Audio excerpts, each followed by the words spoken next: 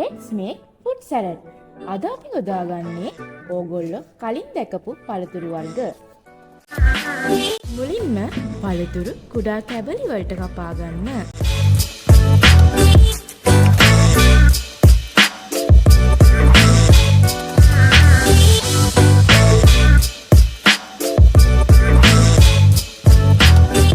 එසේ කපාගත් පළතුරු පහසු භාජනයකට දමා ගන්න.